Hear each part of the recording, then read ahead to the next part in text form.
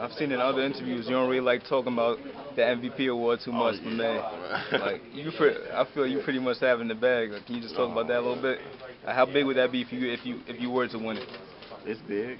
It's definitely big, but if anything, just to bring it back to Chicago, where I'm from there, that's my hometown, give them something to brag about.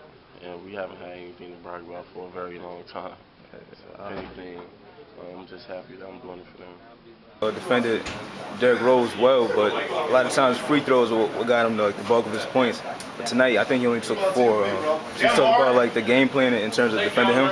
Yeah, he did a great job. You know, he's not a guy like Dwight Howard, who you could just foul every time he gets easy bucket and hope he misses free throws. Because he's a good free throw shooter, shooting 90% so far in the series. So, you know, anytime you could just keep him off the line, keep him out of the paint, that's the best way to defend him. I think tonight we made him into a jump shooter. He took a lot of jump shots and he missed a lot. What's your feeling coming into the game tonight, man? Like, what do you think you guys need to do to get a W this time? Protect home court. I think we played very well at home. We have our fans tonight. And just keep playing as hard as we've been playing for the first 2 games, and I think we'll come out with a victory. I know so far every game has been down to the wire, and it's been down to like a couple of plays that made the difference. Is that more frustrating, or is that more encouraging to you guys looking at it?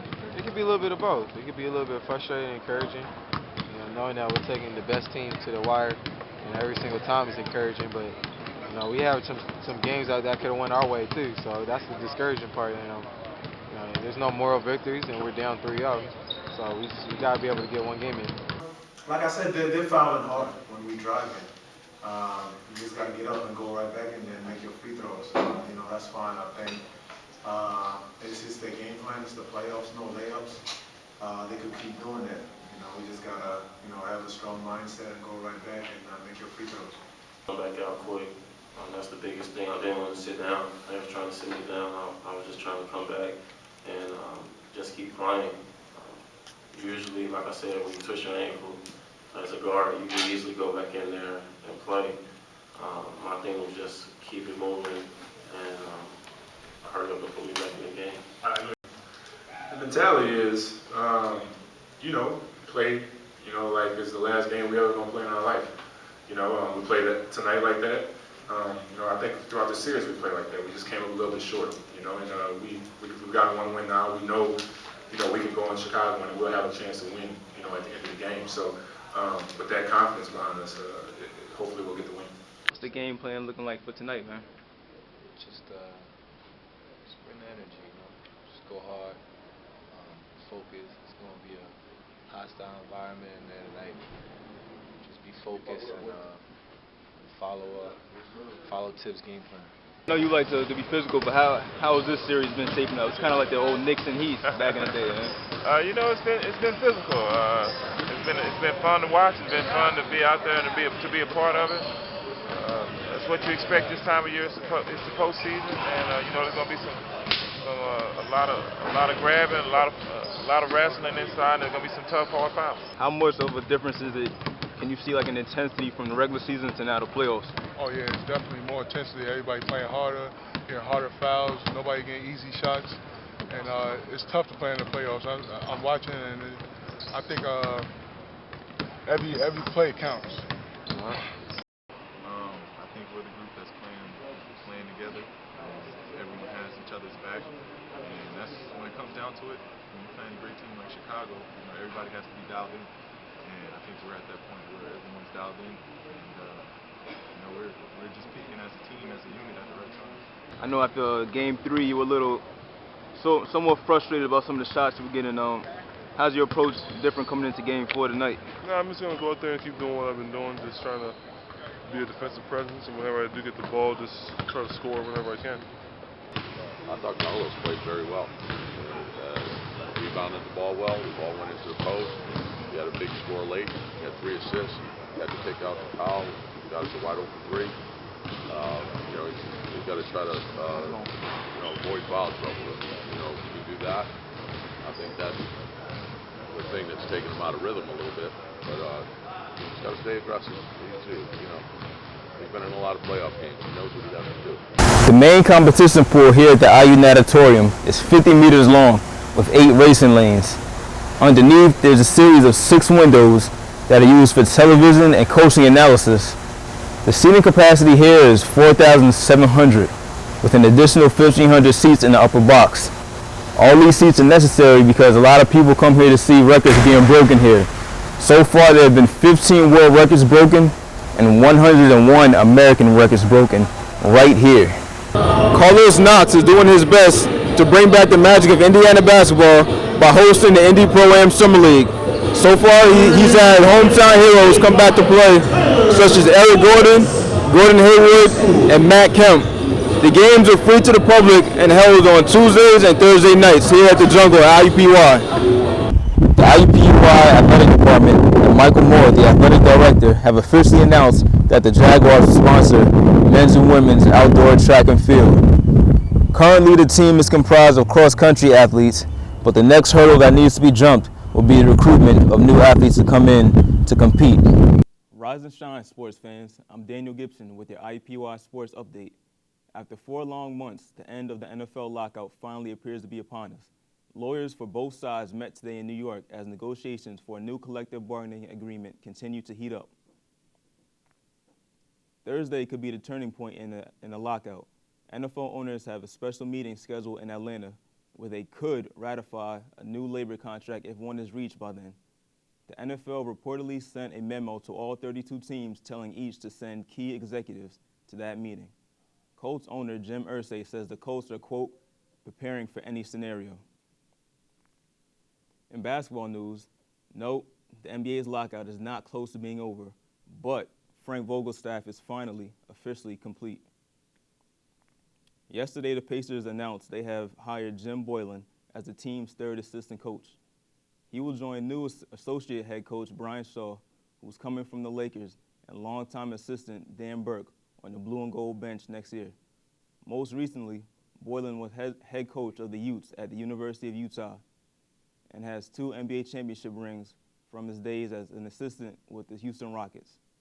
I'm here live outside Lucas Oil Stadium with Michael Hobson, better known as the Superfan, and he's become sort of a spokesperson for all sports Indianapolis. You can see him at the Colts games, Indiana Pacers games, and even the Indy 500. Anywhere there's a live show, he's here to add to it.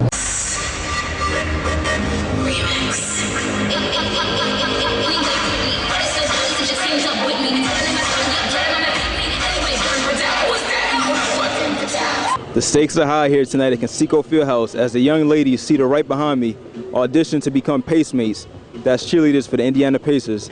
With the NBA in a lockout and no end in sight, there may not be a basketball team to cheer for. The uncertainty of the upcoming NBA season didn't affect the dancers as they all left everything they had out on the floor. I'm kind of nervous, I'm not gonna lie, because it's a lot of people here, but we're gonna come hard with it. We're gonna try. Hi, my name is Michelle Dugan, and I'm the Indiana Pacemates director and choreographer. We're here at the 2011-2012 Indiana Pacemate auditions here at Conseco Fieldhouse in the Indiana University Health Entry Pavilion. The women competing for a place on the Pacemates will be put to the test as the numbers will be cut down from around 90 contestants to nearly 20. One common misconception about cheerleading is that it is a profession for women. But one Pacemate hopeful is here to prove that otherwise. Go Humphrey. I'm a Fever Inferno dancer. Maybe transferring over to the Pacemates. It's not really that different being the only guy because my college dance team goes on the same dance intensive that the Pacemates and the Colts cheerleaders and some of the Boston Celtics dancers go on. So I'm pretty much used to being around all girls. I was the only guy on my all-girl team in high school and in college, so just pretty much like just another step for doing this. This should be a good experience, though. Smile and energy. That's what we'll be looking for, a lot of smiles, a lot of energy, and just have fun. As judges, we are looking for girls that are physically fit, girls that have dance ability, and also girls that have good integrity, and also the glam look that we're looking for tonight. Melanie Austin, who has been a Pacemate for 8 years and a captain for 3, has to give up her spot as she prepares to give birth. But she came to the trials to lend support and give advice to the new captain.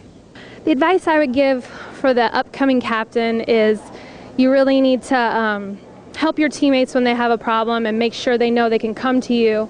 Tonight the girls will learn a jazz routine, we'll do a cut at that point, then we'll do a hip hop routine, and we'll do another cut, and at that point the girls are considered finalists.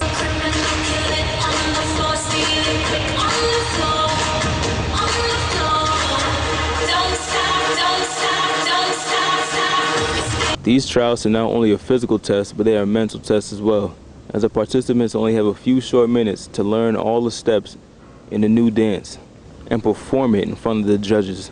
It's not over for the dancers that advance here tonight. They'll have to face more competition as fans are invited to vote online for the dancers that they want to see in the finals, and then those finalists will come back here on July 20th. The Indianapolis Indians pitching staff has struggled to get out of the first innings this season, and tonight was no different, as they gave up 5 runs to the Scranton Yankees. Going into the game, Indians shortstop Brian Friday discussed the approach the team would take against the veteran Carlos Silva.